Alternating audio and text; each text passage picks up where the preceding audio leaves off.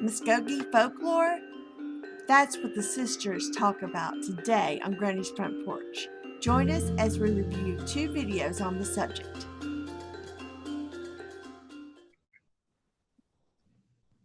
Hey, welcome back to our Granny's Front Porch series. Today, the 3 of us sisters are going to be talking a little bit about our Muscogee legends that we have learned from videos, because we really haven't learned anything directly from tribes people at this point. We have the Muscogee ancestry through our father, and it was very important to him for us to register with the tribe, to become citizens. And so Emily and I have done that. I think Chris is still in the process of doing that. I've become a citizen. Emily's become a citizen, and our 2 sons are also citizens. And I think Krista and her daughters will be doing that in the future. We do have our ancestry through our father, and I think the original name on the Dolls Roll of 1906 was, what was her name? Ida Mae Carlisle, right? Yes, correct. Yeah. And so she was our great grandmother. So to get citizenship in the Muscogee Creek Nation, you have to prove through birth certificates passed down from one parent to the other. You have to trace it back to somebody on the Dolls Roll of 1906. So when we registered with the tribe, we had to provide birth certificates from Ida Mae Carlisle all the way down to our father and all the way down to us, proving that there was, that we were all related through birth certificates. So that's how we have our citizenship. But we did not grow up around the tribe. We grew up in Louisiana. My dad was born in Oklahoma and spent the first few years of his life in Oklahoma. The Muscogee Creek Nation is a tribe that is one of the quote unquote 5 civilized tribes. I don't really like that language, but that was part of the removal. So they come from the Southeast, Alabama and Georgia. And they have a lot of ties to all the Southeastern states because they became a confederacy at one point and took in a lot of other tribes. So we're also related to Choctaw. We're also related to Natchez. We're also related to Seminoles. I don't know if that's a good enough introduction, but we've been trying to find out more. I've begun talking to some people in the tribe back in Oklahoma through Zooms and Facebook, and beginning to get a little bit of background on that. But Emily had suggested that we discuss a couple of videos that we found out on the internet. One was from Mvskoke Media, and I think the other one also is from Mvskoke Media, but there are other places that you could just Google or look on YouTube for Phillip Deere, who was a medicine man in the 1960s and 70s from our tribe, and he was a part of the American Indian movement. So he was kind of popularly known in the United States. So we have some videos from him, and then Emily has another video. So Emily, if you want to take it from here. Yeah, the Phillip Deere is really great. It's his last name is spelled Deere. If you're searching, and the other video that was great was the folklore of the Creek people. And how do you pronounce it? I keep Muscogee. And honestly, they're trying to kind of move away from Creek because Creek, it's so Creek vague. was not the name of the people. It was given to them by, I believe, English settlers, because they always lived along the creeks and rivers. The word Muscogee means people that live in the wet land. No, Phillip Deere said in his video that it's really, Muscogee is really a shortened version of the name that's like a whole sentence long. According to him, it meant the people who possess the herbs. Oh. That's what he said. But see, this is what I told Emily. I said, you know, you hear different things from different people. And because we weren't raised in around the people who could tell the stories, we're going to be kind of comparing the two videos to see if they have the same clan and origin stories. Yeah. Yeah. I don't know, Krista, you heard it means what? People that live on the land that is wet or something like that, but I don't Where did remember. you hear that one? I don't remember. So Oh, well, that could have been part of that big sentence that he said wasn't really our name, but when he said that he's called people who possesses the herbs. the herbs, H-E-R-B-S, like plant. Yeah, Okay. yeah. Yeah. No, that is all. I had Wikipedia.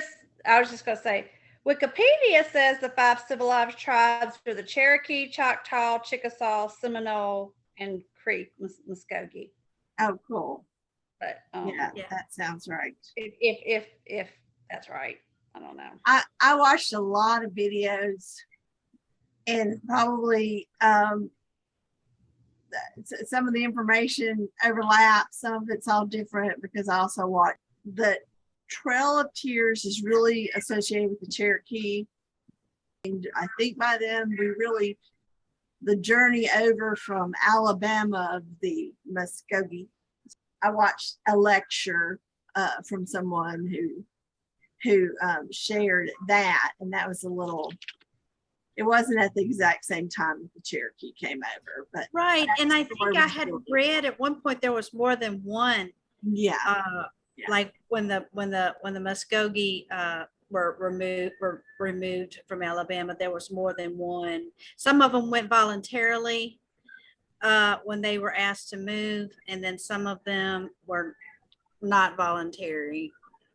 I would love to hear what because I can kind of remember what he said about the origin story and what he said about clans, and I want to hear, because I haven't revisited that video you're talking about, Emily. Can you share like what she said, and let's compare and see if they even said the same thing? Oh, sure. I just wrote down how oral history was passed down through the family, and they were known as storytellers, and she shared some legends, some myths, and some fables, and she distinguished the stories that way. So I had just watched a few of the origin stories.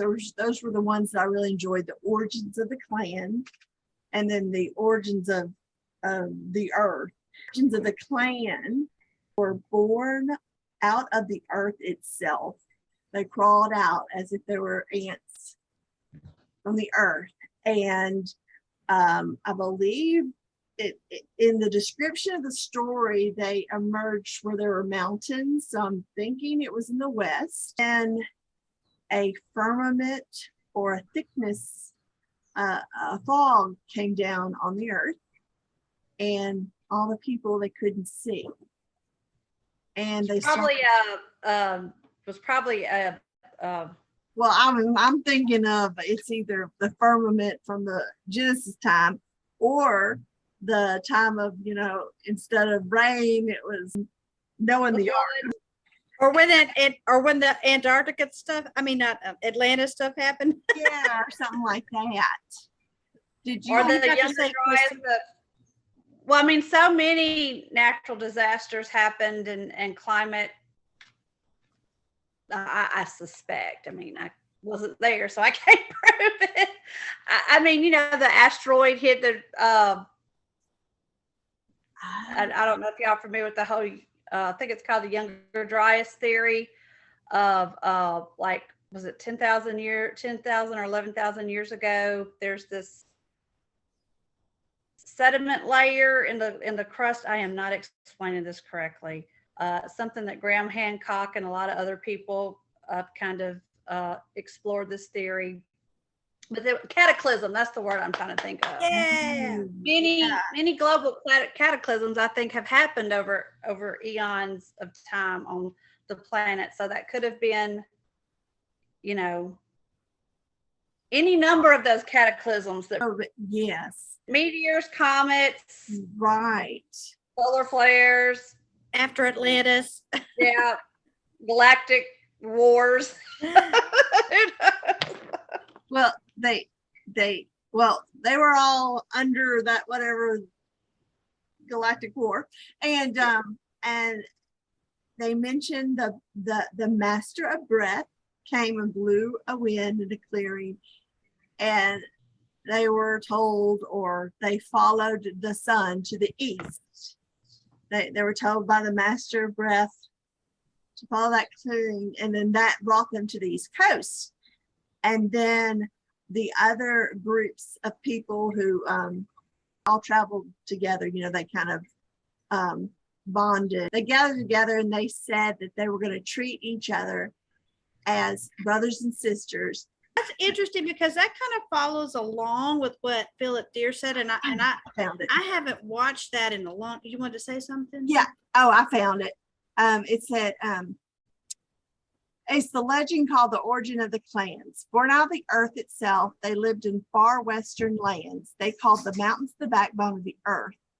The Master of Breath, the one who is above all, or the Master of Life, came to them and told them to travel to the farthest east they could go, following the sun, and go east until you see the sun. And then it said that the Wind Clan, or the Wind family, and then the rest based their name on the first animal they saw: the bear, the deer, the alligator, the raccoon, and the bird clan. And out of all of them, the most important of all was the Wind Clan. So that is the origins of clans. That's Now, kind of interesting that, the correlation between wind and breath. And the Hawaiians place a lot of importance on breath too, which So I does think is- the yogic tradition, yeah. the prana. It's of the 8 limbs of yoga.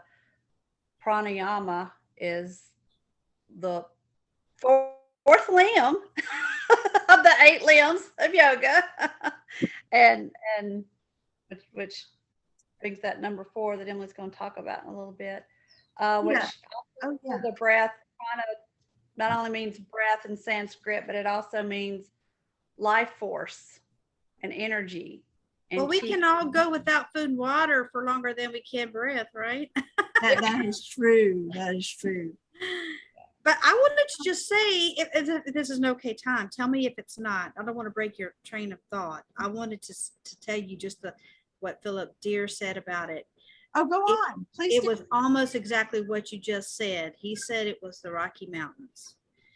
And he said that they traveled across, and the same thing is when they came up out of the mountains, there was a heavy fog and they couldn't see each other. And then, like you said, the wind came and blew, and that Wind Clan was first. And then whatever animal they saw, that's the clan that they, first saw. That's what they. But that is very similar to the creation story in Genesis of the. Yes. Yeah. And then they traveled across, like you said, toward the sun. And there were a few more things that he mentioned that happened so that they would know where to go. And then the clans, I've been in a language class recently that is, the tribe puts it on, like the tribal offices provide this class. And so the clans that they have today, now there's some that they said have passed away, or they don't know. There's some Muscogee words they don't even know what they mean. But there's alligator, bear, beaver, deer, raccoon, skunk, tiger, wind, bird, potato, goat, fox, hickory nut, salt, and snake. And we didn't know what clan we're from. I am. Did you say potato? Thought you said we were potato Potato. clan. Oh, there was one thing going around on the internet saying that, people felt sorry for those of us who lost their clan. So they were just going to call us all sweet potato. But I mean, I talked with someone recently who was from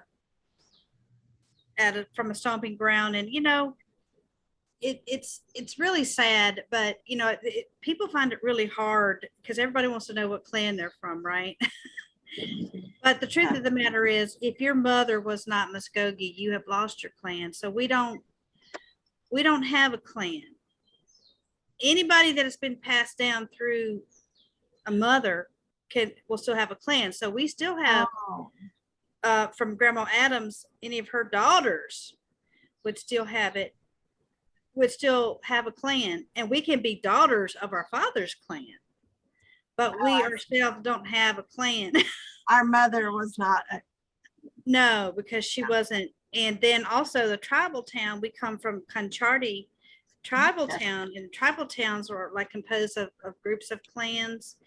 And our tribal town is no longer. What happened is something about they put their fire out, and that's a really sad thing. It makes me cry when I think about it. But that's probably why we don't know any of the history, because they decided not to pass it down. Right. I'm not sure what putting out the fire means, but it seems like that at some point our ancestors kind of maybe turned away from the tradition, and so nothing was passed on. Now, Emily, I don't know if you have heard any more from anybody you've talked to, if they ever heard of a clan name, but I'm researching Concharty and all that right now. So I will be making a blog post on not only the Ida Mae Carlisle, which actually I believe her mother, the name that I'm tracing is Kelly.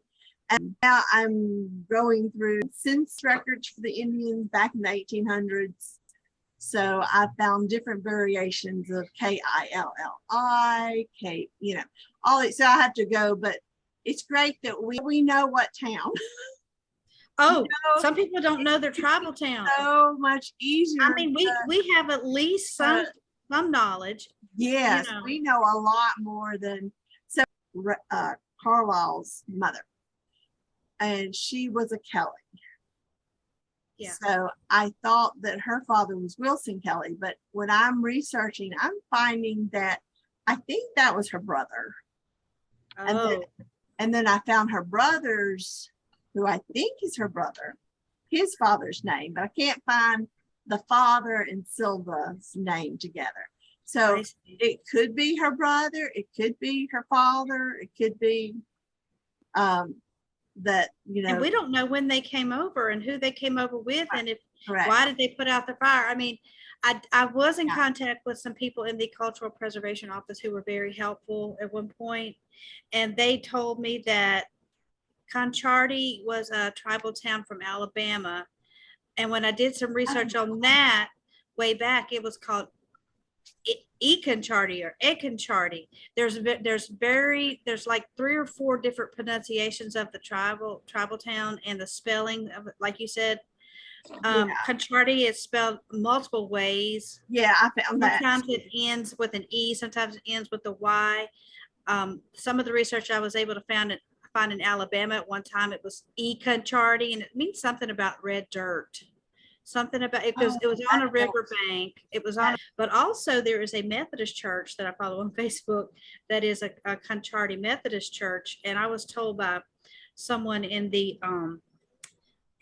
preservation office that they still have church, and that if we, ever went, maybe we could talk to some of those people in the church, and they might have some knowledge about. They have some church records. Yeah, of like why the tribal town was. Why they put their fire out.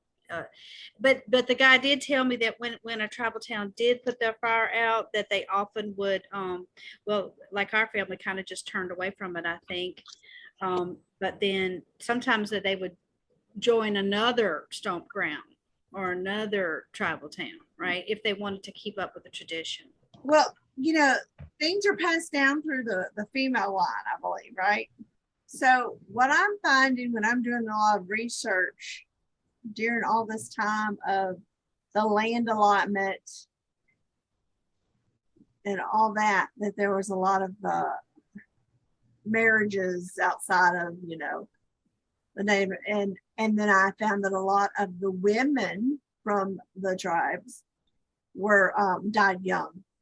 So I think And let's be honest, has something to do with it. and in the I can't think of the right word, but as the colonists came over, they were more patriarchal. Everything went through The men. man. Right. So Emily, as you're looking up these census records and documents that most of what you're looking at is probably written records from the United States government or colonists, Correct.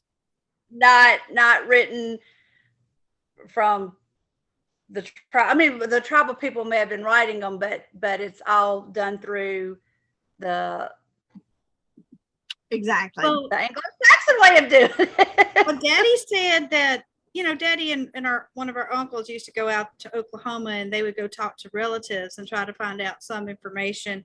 But the story was that our great grandmother had an allotment, right? And that when her husband, who had, I think, drinking and gambling problems, he was a German man, I believe, would owe a debt or need something, he would just say, hey, put your ex here. And he sold off her land little by little. They were married. And once the, I guess once the Native American lady would marry a man, I guess her property became his. I don't know, but she still had to sign for it. But I guess he just would be like intimidated and just sign up all her land little by little until it's no longer anything left.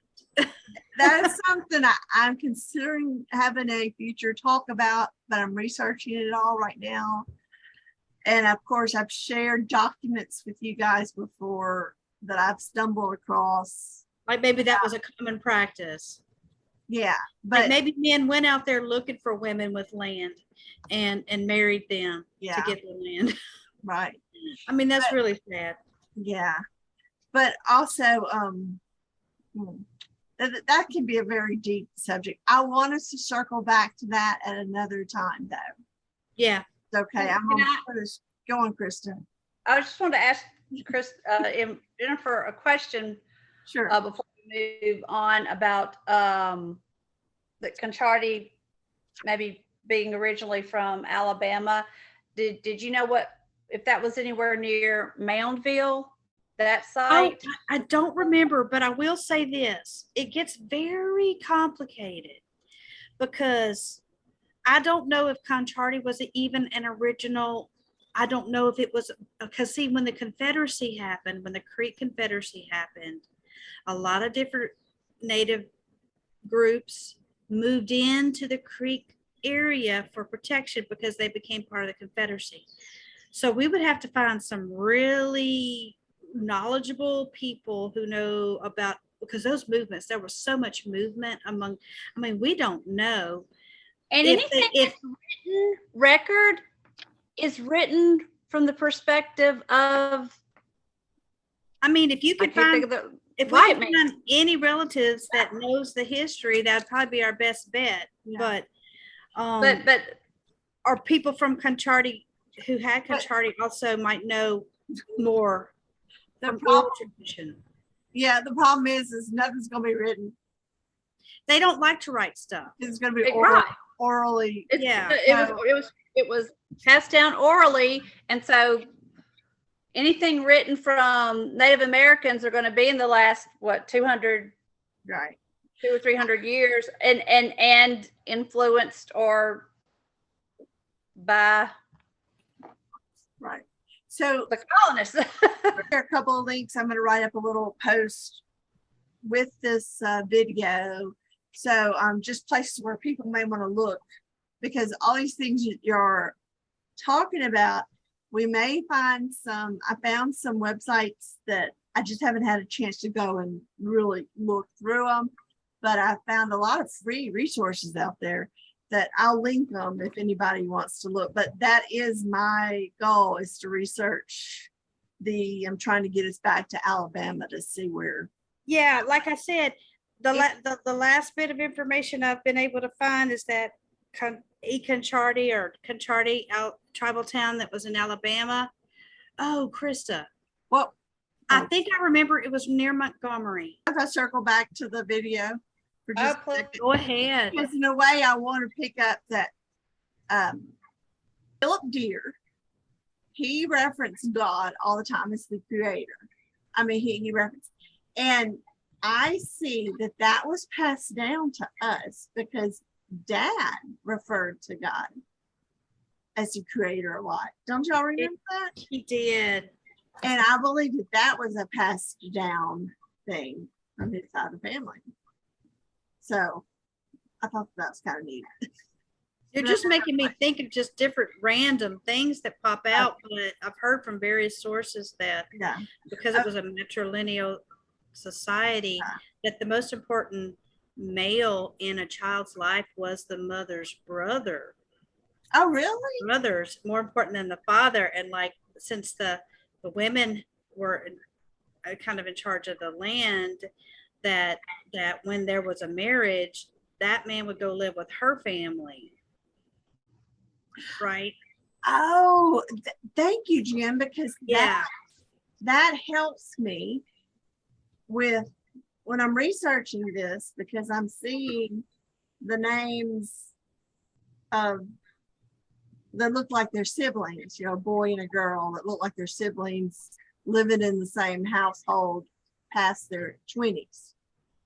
And so that probably I heard from somebody that is like a chief from a medicine ground had said something about even the space, even though the men kind of led the ceremonies, which some people thought was kind of what do you call it, chauvinistic or whatever, but the land that was provided by the space for ceremony was provided by the women, and they designated the space. You know what I'm saying? The men could not do ceremony without the women providing the space for that ceremony, right? So, and I think a lot of, in reference back to the stomping ground or the fire being put out in the Concharty area, a lot of the women, I think, passed away. So how could they make sure that? Well, it made me wonder if maybe they didn't have any of the medicine people still around to do it. Like maybe the group that came over, maybe they all died when they were coming over. Who knows what happened? A lot of people didn't survive, and the devastation, the emotional devastation, and survival was about conforming to white society. And the faster you could do that, they did it because they wanted to protect their children. Yes. I mean, they're still very secretive about what goes on in a stomping ground. And from what I've been told and when I've been talking to people, they're going to have to get to know me before they tell me anything or tell any of us anything, especially the ones that are far away. You have to kind of get to know. And I don't blame them, because these people were killed and whatever for having their ceremonies. Yes. And they don't want the ceremonies disrespected. So, and it's supposed to be not necessarily secret, but it's sacred. You don't just go out and because people will try to market it. Yeah. Make money on it and stuff like that. When the town was, or the clan was disbanded, was the town, was it a municipality there in Oklahoma? I know that it's a community. I don't know that it's actually a town. I don't know, but tribal towns are kind of different from the name of a town, because when they say what tribal town on these old documents with our great grandmothers are on, it says tribal town Concharty, but it says the town they lived in was a town called Olive. So did the or Bristow land get sold shortly after that? Like, was it out of survival or out of necessity to, you know, I don't did- know, but I think it was common. I think a lot of tribal towns were lost. I have an answer. Oh, go ahead. That's all right. No, actually, I am researching that as we speak. And Bixby Historical Society, I'm going to have a link to their website. It tells all about the origins of well, just kind of until right before, prior to statehood, the geographic area was known as Concharty. It was part of the Creek Nation's recording district number 7 in the Indian Territory. And then in 1909, the township section, and it tells where it was, north, formerly part of Wagner County, was transferred over to Tulsa County. And then it became, I think it splintered off into something like Stone Bridge or Stone. Oh, I didn't write it down. It's Stone something.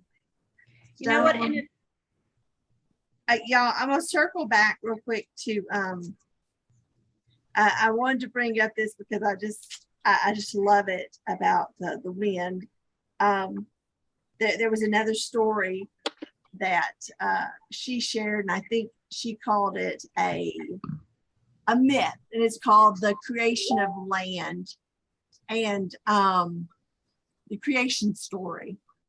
And it deals in a time when plants and animals and people could all communicate, like Chris had mentioned, with one another in a common language.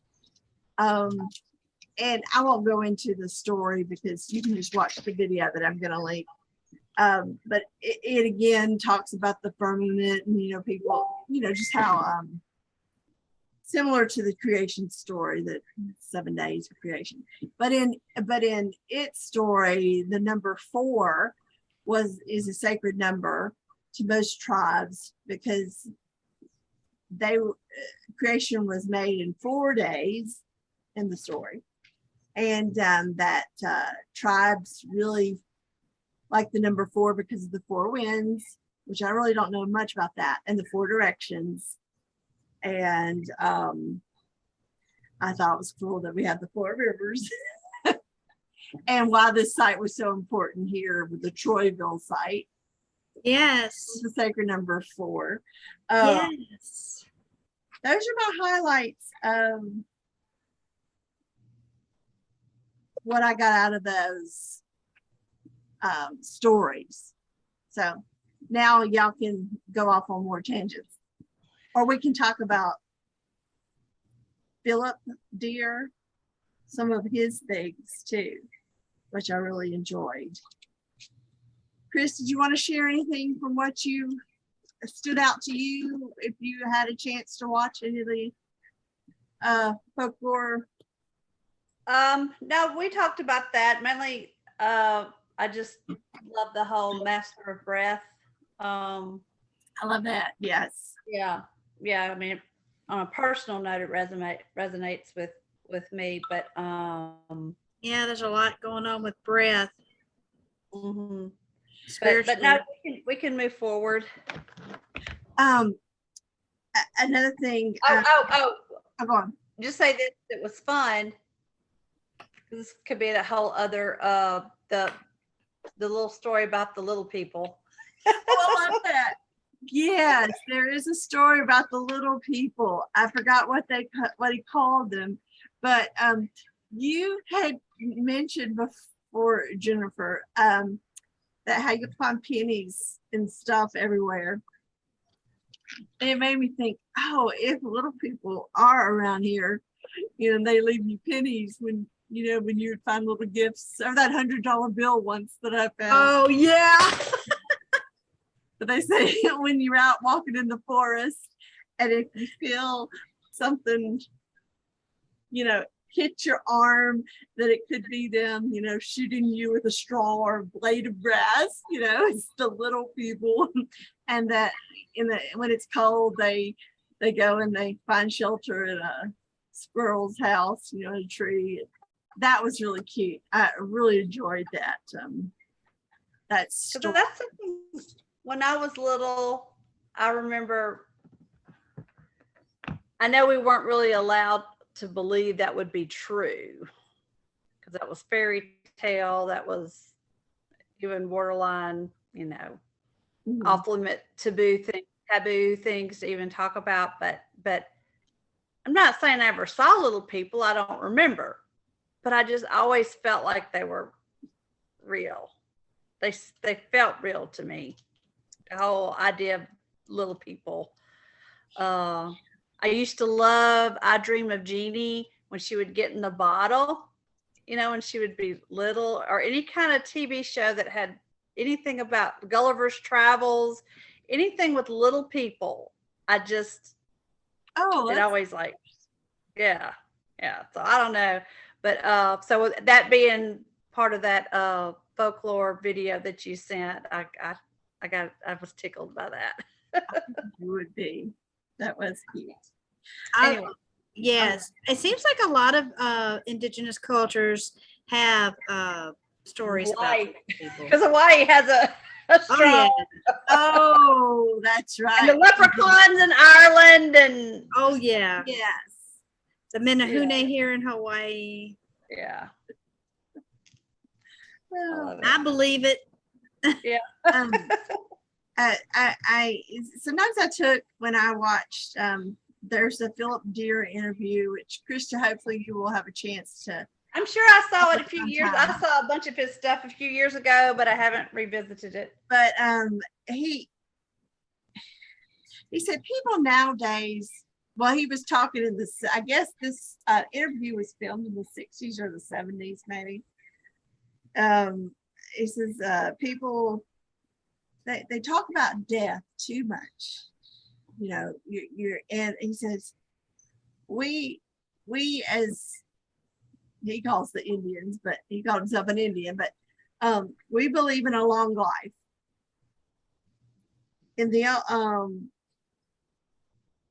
In old days, you looked forward to a long life. We never thought about death. That was not what was discussed. You're always, he said, and he referenced, he understood the Mosaic law, in the time of the Bible, and he referenced back, these people, they never talked about dying. They lived to, like my outlook on life is 1,000 years. Yeah. I want to live like they did. So that really stuck out, that don't live to die, just live and make choices. I mean, it's just common sense, so much wisdom. He just shared common sense to me. One of the things he said that I really liked, that always stuck with me, is he says, you can't ride two canoes. Oh, I have that written down. That was my next quote. No one can ride two canoes. Yeah. Yes. I love that too. Sorry. So another area I wanted to talk about was, well, I'm going to get back to Phillip Deere about he believed in a long life. And I also realized that I kind of have that Native American outlook of life that he does. He says he doesn't wear a watch, and that he eats when he wants to eat, and he sleeps when he wants to sleep. And that is my outlook on life. And I'm trying to do that myself a little more. He also referred to the master breath. He lived his life looking forward and ahead. He always wanted to have a beautiful life and a clean life. Don't talk about death.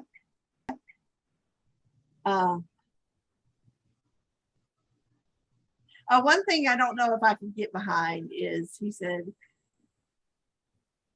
as much as possible, they would go and take baths in the river, and I don't think I can do that. But, when someone is to be chosen as a medicine man, they always want to see the prospective, candidate. They always have to see them sleep. Yeah, I remember I that. thought that was just so neat because Yeah, they have to watch Yes, them because sleep for some reason. you have your subconscious, you can't control. They want to see you in your subconscious state, because I guess if you have a lot of trauma or something in your life, it comes out in your dreams, and they need to see what your past, what issues will be affecting you as a medicine man. What baggage you bring that you fight with in your sleep, that will come out in your abilities as a medicine man. So anyway, I thought that was really cool. So anyway, does anybody else want to, y'all ready to wrap up? Yeah, I think this has been a pretty good bit for today. And Thank you, Jen. Thank you, Chris. You're welcome. Thank you. as we get more information, maybe we'll share more. Yes. Thanks for joining us. Oh, in the Muscogee, I was told in my language class that they did not say goodbye. Muskogees say, I can't pronounce it. I'll get better at it, but it translates into I will see you again. We will see each other again, or something like that. Oh. Or when I see you again. Never when say I goodbye. see you again. Or I will see you again. Yeah. I gotta, when I see you again. Okay, when I see you again, like, share, subscribe, check out more information either in the description box to this video, or check us out at granny'sfrontporch.com, and I will have hopefully some blog posts about the towns that we talked about and some of the folklore. So all right, y'all have a good one.